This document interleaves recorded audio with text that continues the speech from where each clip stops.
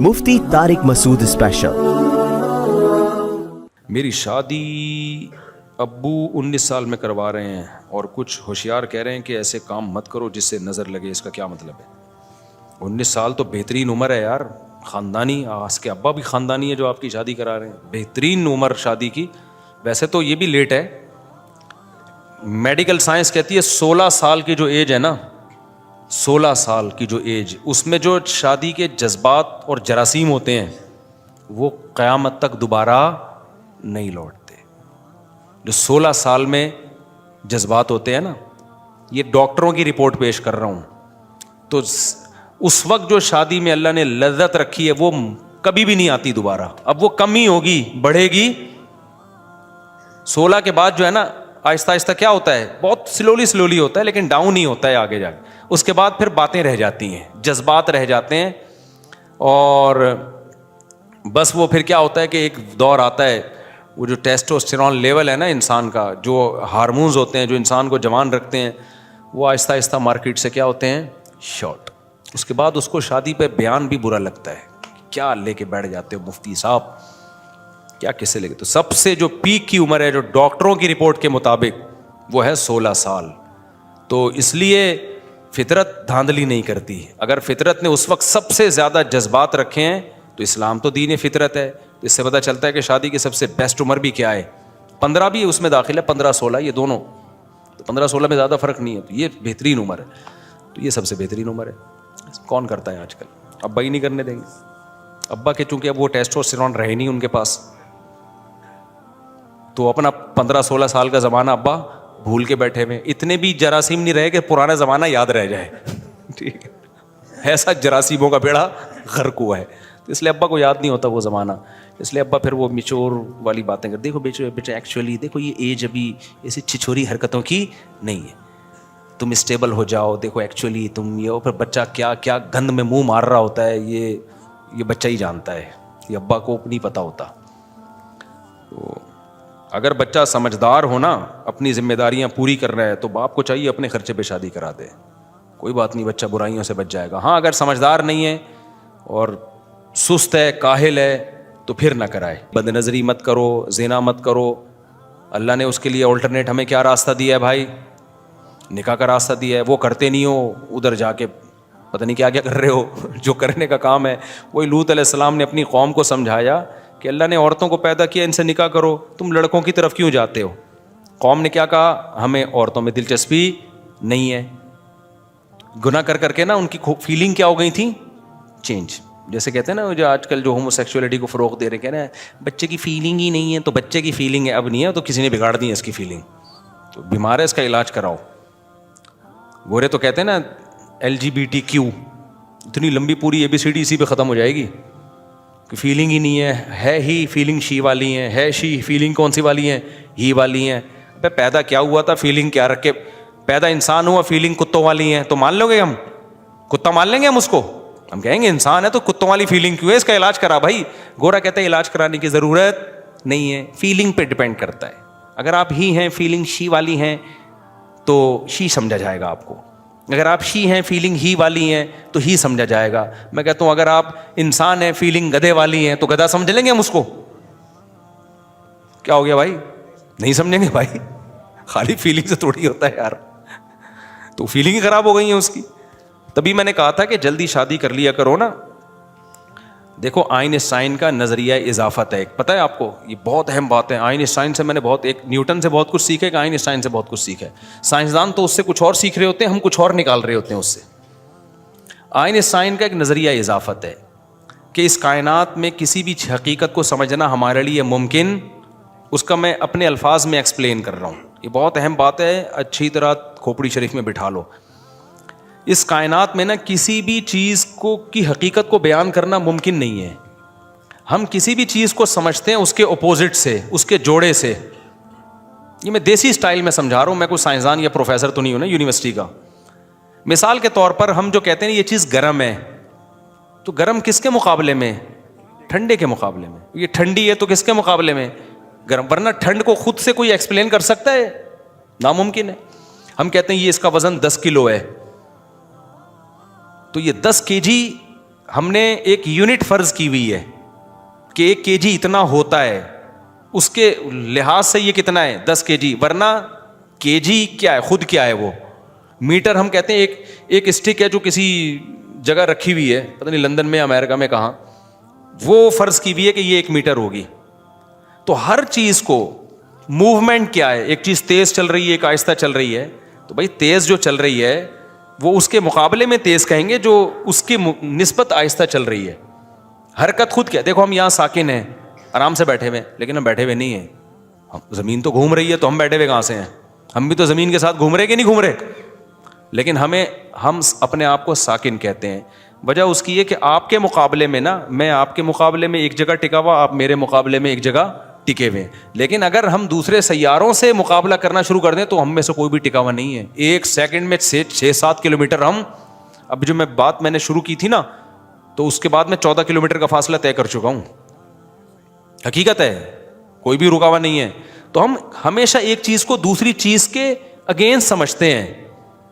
تو اللہ میاں نے جو جوڑے پیدا کیے نا مرد اور عورت کے, مرد ہے عورت کے اگینسٹ, عورت ہے مرد کے اگینسٹ. اگر مرد نہ ہوتا نا تو عورت نہیں ہوتی, عورت نہ ہوتی تو مرد نہیں ہوتا.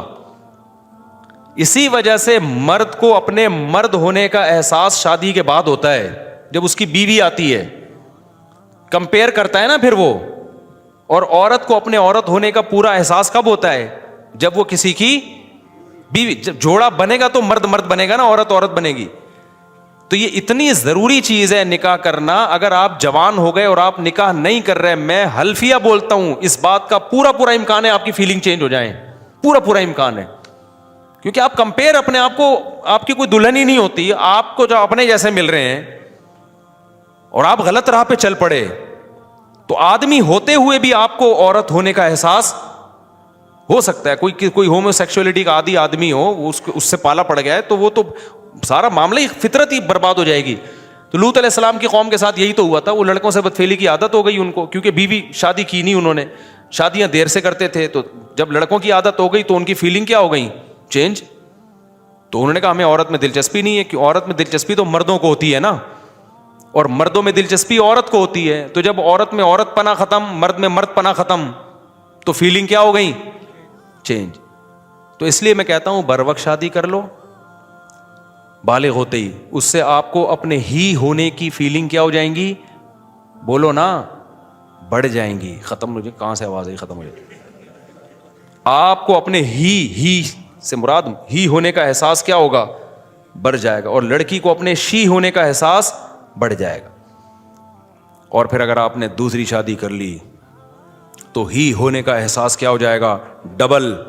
تیسری کر لی تو ہی ہونے کا احساس 3 گنا بڑھ جائے گا. اور اگر چوتھی بھی کر لی تو ہی آپ کو لگے گا میں ہی دنیا میں اکیلا مرد پیدا ہوا ہوں, باقی سارے کیا ہیں, عجیب سے ہیں. اور واقعی مردانگی کا احساس بڑھتا ہے انسان کو, واقعی بڑھتا ہے یہ. تو یہ جو لوگ کہتے ہیں نا 4 شادیوں کے بعد ہم کمزور ہو جائیں گے, ہمارے تو جو ہے نا وہ نہیں ہوتے بھائی. آپ کو مردانگی کا احساس کم ہونے کے بجائے, جن قوموں میں 4 شادیوں کا رواج ہے, 2 3 بیویوں کا رواج ہے, وہ 90 سال تک جوان رہتے ہیں وہ لوگ. آپ جا کے دیکھ لو, عربوں میں دیکھ لو, سندھ میں ایسے لوگ ہیں, بڈیروں میں عادت ان کو, یعنی ان کا رواج ہے, تو وہ بھی 70 سال 80 سال. تو یہ فیلنگ جو گوروں کا تو نیچر سے بغاوت کر کے نا, ان کی تو فیلنگ کی ایسی کی تیسی ہو گئی. اب وہ کوئی ہی ہے تو کارڈ میں شی لکھوا رہا ہے, جا کے شی ہے تو کارڈ میں کیا لکھوا رہی ہے, ہی لکھوا رہی ہے. جو سچی مچی کے بیچ کے تھے وہ کنفیوز ہیں. کچھ سچی مچی کے بھی بیچ کے ہوتے ہیں, وہ بیچارے پریشان ہیں کہ ہمارے حقوق کی تو ایسی کی تیسی ہو گئی. تو اسلام کا شکر ادا کرو, فطرت پہ رکھا ہے اسلام نے, انسان کا بچہ بن کے رہتا ہے. اچھا بھائی, بیان سنتا ہوں, مجھے آپ کے بیان سے بہت سی معلومات ملتی ہیں. میں نے آپ سے محبت اور بہت عقیدت, آج پہلی بار آپ کی مدد میں مسافہ پر نہیں جاتا. ادھر ہی آ کے مسافہ کر لو میرے بھائی, کہاں ہو, جلدی جلدی, شاباش. السلام علیکم ورحمۃ اللہ وبرکاتہ. کیا حال ہے, سب سیٹ چل رہا ہے مارکیٹ میں, کتنی ہو گئی, سیلفی لے لو بھائی, جلدی سے ان کی سیلفی لو جلدی سے. ماشاء اللہ دیکھو اس صحت میں بھی جذبے رکھے ہوئے لوگوں نے. فیلنگ ہے, فیلنگ. اگر فیلنگ نہیں ہوتی نا, جتنی اچھی صحت ہو, سمجھتا اپنے آپ کو شی ہے. اور اگر فیلنگ ہو نا, ہاں بھائی,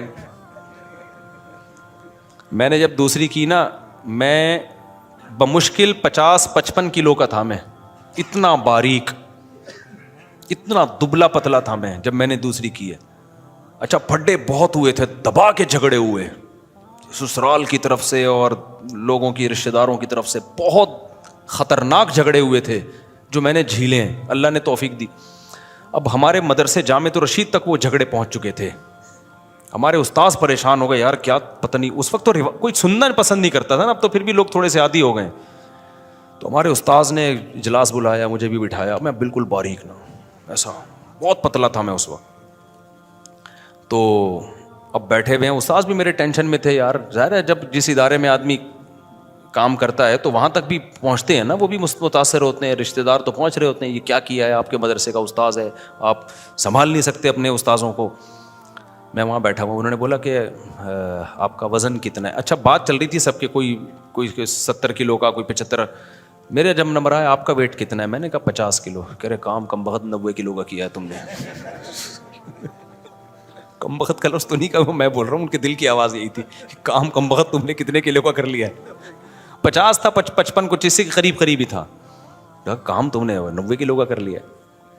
تو فیلنگ سمجھ رہے ہو, گورے کے پاس یہ فیلنگ کیا ہو گئی ہے, ختم. تو اس لیے میں آپ کو حوصلہ دلا رہا ہوں, آپ کو حوصلہ. جی ہاں, ہم ایسے انگریزوں کی طرح براڈ مائنڈیڈ نہیں ہیں. یہ تو پردے اور اس کی بات کرتے ہیں تو کہتے ہیں تنگ نظر ہو. تو گوروں نے یہی تنگ نظری ختم کرتے کرتے باپ لیس سوسائٹی بنا دی ہے. یورپ میں یہی تحریکیں ہوئی تھی کہ تنگ نظری, ترقی کرنی ہے. حالانکہ پردے کا ترقی سے کیا تعلق ہے بھائی. اگر وہ کہ لڑکی پردہ کر کے یونیورسٹی چلی جاتی ہے تو کیا نہیں پڑھ سکتی وہ, کان تو کھلے ہوئے ہوتے, کانوں سے آواز تو آ رہی ہوتی ہے, وائٹ بورڈ بھی آنکھوں سے دیکھ رہی ہوتی ہے وہ, اور گھر آ کے اسٹڈی کر لے گی آرام سے. یا لڑکا بھی نظر کی حفاظت کر کے پڑھ لے, زیادہ اچھا پڑھے گا. تو گورے سے وہ چیز جو سائنس اور ٹیکنالوجی ہے وہ تو لے نہیں رہے. وہ تو یونیورسٹیوں میں جو ہمارا حال ہے سب کو پتہ ہے, جو چیز نہیں لینی چاہیے وہ لے رہے ہیں. تو گوروں میں بھی یہی ہوا, یہ دقیانوسی پردہ, اس کا پھر ہر اگلی نسل پہلے سے زیادہ بےہودہ تھی. کیونکہ جب آپ ایک بیریئر ختم کر دیتے ہیں نا حیا کا, تو تھوڑی سی حیا رہتی ہے, اگلی نسل ایک اسٹیپ آگے, اس سے اگلی نسل ایک اسٹیپ آگے. اب گورا ایک ایسے اسٹیپ پہ کھڑا ہو گیا ہے کہ میں نے یورپ میں وہ گلیاں دیکھی ہیں. ایک دفعہ ہم گزرتے ہوئے جا رہے تھے تو عجیب ہی ماحول تھا, میں نے حیران ہو گئی, یہ کیا ہے, لڑکے ہی لڑکے, لڑکی لڑکے. ہم نے کہا یہ کیا اجتماع ہو رہا ہے, پتہ چلا یہ سارے گیوں کی وہ ہے. ایسا لگ رہا تھا اللہ کا کہیں عذاب نہ آ جائے. ہم نے کہا بھائی اسپیڈ پکڑو یہاں سے, تو سارے مرد ہی مرد. تو کیا یہ حیا ختم ہوتے ہوتے وہ, اب ان کو سمجھاؤ نا یہ لڑکا لڑکے سے کیوں, کہہ رہے ہیں یار یہ تمہاری گھٹیا سوچ ختم. وہ ہمیں یہ کہیں گے گھٹیا سوچ ختم نہیں ہوگی. کتنا گندا منظر ہے یار, آپ خود اندازہ لگاؤ. تو داڑھی والے, داڑیاں بھی رکھی ہوئی ہیں انہوں نے, مجھے تو کہتے ہوئے بھی ڈر لگ رہا ہے اللہ کے عذاب سے کہ ایسی چیزیں تو بیان میں بھی نہیں کہنی چاہیے, منہ سے نکل گئی بس میرے. تو داڑھی والا آدمی ہے اور وہ شی بنا ہوا ہے, سمجھ رہے ہو, کیا گھن نہیں آئے گی یار, کوئی لیول ہے تمہارا یار.